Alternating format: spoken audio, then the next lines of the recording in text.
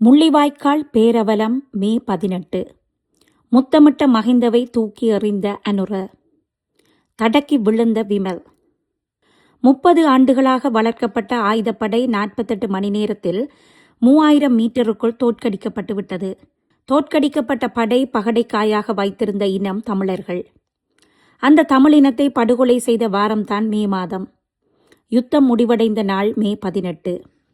3 தசாப்த கால போராட்டம் ஆரம்பிக்கப்பட்ட நாளிலிருந்து வீட்டுக்கொரு பிள்ளையை நாட்டுக்காக கொடுத்துவிட்டு எங்கேயும் சண்டை தொடங்கினால் கடவுளிடம் மன்றாடும் பெற்றவர்களை அதிகமாக கொண்ட மாவட்டம் வடக்கும் கிழக்கும்.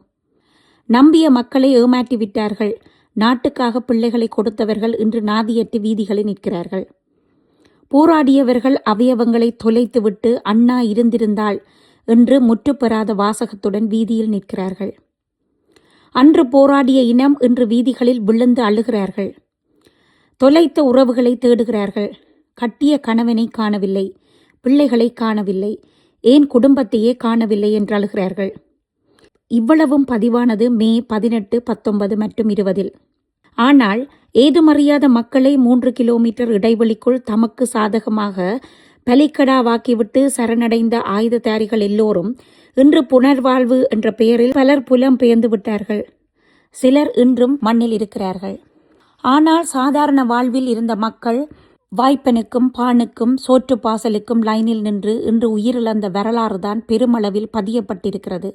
1.5 லட்சம் பொதுமக்கள் இழந்த மண்ணில் அவர்களின் உறவுகள் நினைவு கூறக்கூடாது என்று இனவாதம் பேசிவிட்டு இராணுவ வீரர்களுக்கு அஞ்சலி செலுத்தச் சென்ற விமல் வீரவன்சவை போலீசார் தடுத்திருப்பதும், விமல் வீரவன்ச ஓடிச் சென்று முகம் குப்புற விழுந்துவிட்டு சொல்கிறார், புலிகளை நினைவு கூறுகிறார்கள், நான் யுத்த வீரர்களை நினைவு கூறக்கூடாதா என்று. புலிகள் சம்பந்தப்படாத விடயத்தை சம்பந்தமாக்கி இனக்கலவரத்தை விதைக்கிறார் விமல் வீரவன்ச. நம்பி வந்த மக்களை களமுனையில் பகடைக்காயாக வைத்திருக்காவிட்டால் கடல் வழியாக பலர் தப்பிச் சென்றிருப்பார்கள்.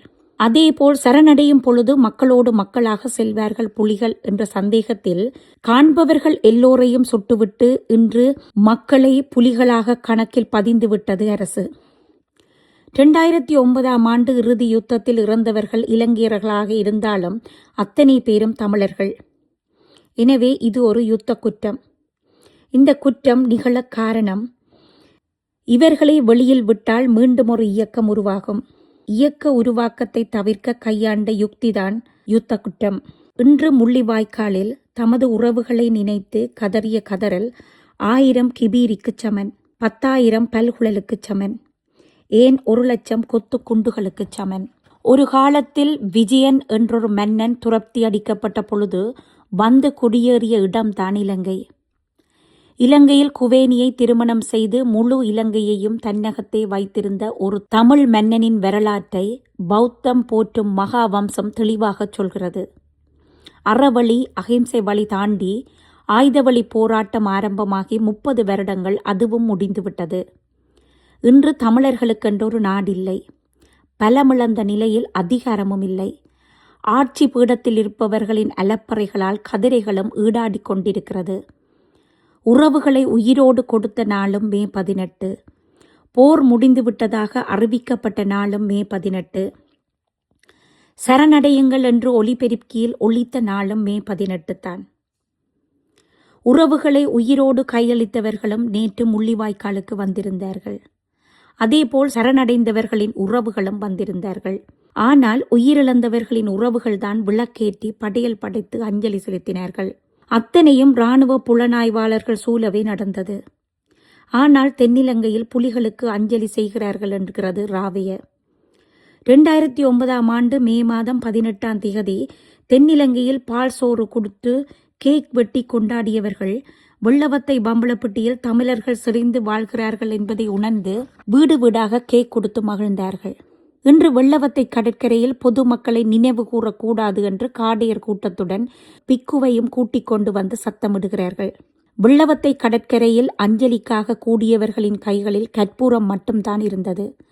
ஆனால் கலகம் செய்பவர்களின் கைகளில் பிரபாகரன் படத்துடன் வந்து லைட்டரால் படத்தை எரித்து காட்டுகிறார்கள். இதிலிருந்து என்ன தெரிகிறது? காலங்காலமாக தமிழர்களை அடக்க நினைக்கிறது சிங்கள அரசு. அதற்கு துணை நிற்கிறார்கள் தமிழ் பாராளுமன்ற உறுப்பினர்கள். காரணம், இன்று தேசிய மக்கள் சக்தி பாராளுமன்ற உறுப்பினர்களாக இருப்பவர்கள் தமிழர்களின் பிரச்சனைகளை நேரில் பார்த்து அனுபவித்தவர்கள். ஒருவராவது இதுவரை வெள்ளவத்தையில் என்ன நடந்தது, யார் பிரபாகரனின் படம் கொண்டு வந்தது, ஏன் ராவைய என்ற காடியர் கூட்டம் வந்தது என்று இதுவரை எந்த கேள்விகளையும் கேட்கவில்லை. இவை இவ்வாறிருக்க, முள்ளிவாய்க்கால் நினைவேந்தல் என்ற பதம் பல ஊடகங்களிலும் யூடியூப்களிலும் முள்ளிவாய்க்கால் நிகழ்வு என்று மடை மாற்றப்பட்டு விட்டது. அதுக்கும் காரணம் ஊடகர்கள்தான். உறவுகள் கண்ணுக்கு முன்னால் இறப்பதை பார்த்துவிட்டு இன்று புகைப்படங்களோடு வந்து விளக்கு வைக்கிறார்கள். அந்த விளக்குடன் மக்கள் அழும் ஓலங்களை மைக் பிடித்து காட்டுகிறார்கள். மக்களின் கவலைகளை, கண்ணீரை உங்களுக்கான லைக்குக்காகவும் கொமெண்ட்ஸுக்காகவும் ஏன் பார்வைக்காகவும் பதிவிடுகிறீர்கள்.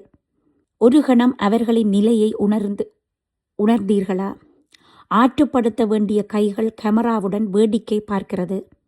இதைவிட கொடுமையான விடயம், பிள்ளைகளை பறிகொடுத்த தந்தையிடம் போய் கேட்கிறார்கள், அன்றைக்கு என்ன நடந்தது என்று சொல்லுங்கள். உங்களது மகன் இறந்தது இவ்வளவு தூரம் உங்களை பாதித்தது என்று ஒரு சாதனையை மகிழ்விப்பது போல் கேள்வி கேட்கிறார்கள். உண்மையில் அவற்றை பார்க்கும் பொழுது கவலையாக இருக்கிறது. இதற்கப்பால் இசைப்பிரியா ஒரு ஊடகர், முன்னாள் போராளி, கணவனும் ஒரு போராளி. இசைப்பிரியாவை இராணுவம் சித்திரவதை செய்வதை பதிவேற்றி ஒரு நாளில் இறந்த இசைப்பிரியாவை ஊடகங்கள் ஒவ்வொரு நாளும் இறக்கச் செய்கின்றன. தயவு செய்து அவற்றை மீள்பதிவு செய்வதை நிறுத்துங்கள். போர்க்குற்ற விசாரணைகள் நடைபெறும் பொழுது அதற்கான தீர்வு கிடைக்கும். மீண்டும் மீண்டும் நிர்வாணமாக்கப்பட்ட உடம்பை போடுகிறீர்கள். நிர்வாண மனிதர்கள் ஹாஹா என சினிமா பதிவு போல் கொமெண்ட்ஸ் போடுகிறார்கள். தயவு செய்து அதை நிறுத்துங்கள். லட்சங்களை தாண்டிய மரணங்களை மதியுங்கள். பெற்றவர்களிடம் சென்று காரணம் கேட்காதீர்கள். உங்கள் பதிவுகளால் மனரீதியாக பாதிக்கப்படுவது உறவுகள்தான்.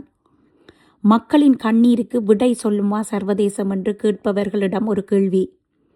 இதுவரை வெள்ள பேப்பரோடு ஐநா போனவர்கள் பேப்பரை பார்த்து வாசித்துவிட்டு வந்து விடுகிறார்கள். இதுவரை எம்மின படுகொலைக்காக வழக்கில்லை.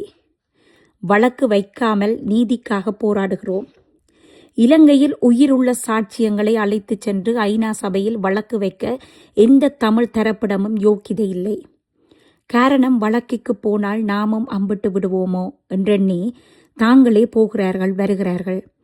கேட்டால் சர்வதேச சமூகம் மௌனமாக இருக்கிறது என்கிறார்கள். சர்வதேசத்துக்கு இலங்கையில் நடந்தது தெரியும். அவர்களின் உள் விவகாரங்களுக்கு இணங்க அவர்கள் அமைதியாக இருக்கிறார்கள். இதனாலேயே பாதிக்கப்பட்ட இனம் ஏமாற்றப்பட்டு கொண்டிருக்கிறது. தேசியம் பேசுபவர்கள் வெளிநாடுகளுக்கு சுற்றுலா செல்கிறார்கள். கட்சியை வளர்த்து காசு சேர்க்கிறார்கள். 17 வருட நினைவஞ்சலியை நிகழ்வாக்கி மக்களின் கண்ணீரை விட்டு சுகபோக வாழ்க்கை வாழ்கிறார்கள் தமிழ் தேசியவாதிகள். முள்ளிவாய்க்கால் யுத்த கால படுகொலைக்கு நீதி கிடைக்க வேண்டுமானால் வழக்கை பதிவு செய்யுமாறு பாதிக்கப்பட்ட மக்கள் அழுத்தம் கொடுக்க வேண்டும். பாதிக்கப்பட்ட எம்மை அழைத்து செல்லுமாறு கேளுங்கள்.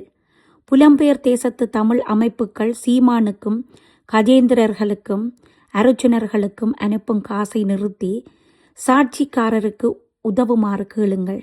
பாதிக்கப்பட்ட மக்கள் புலம்பெயர் அமைப்புகளுடன் நேரடி தொடர்பு ஏற்படுத்துங்கள். பாதிக்கப்பட்டவர்களுக்குத்தான் தெரியும் அதன் வலி.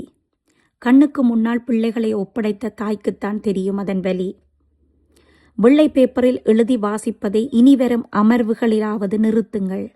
இதுதான் தமிழர்களின் எதிர்பார்ப்பு.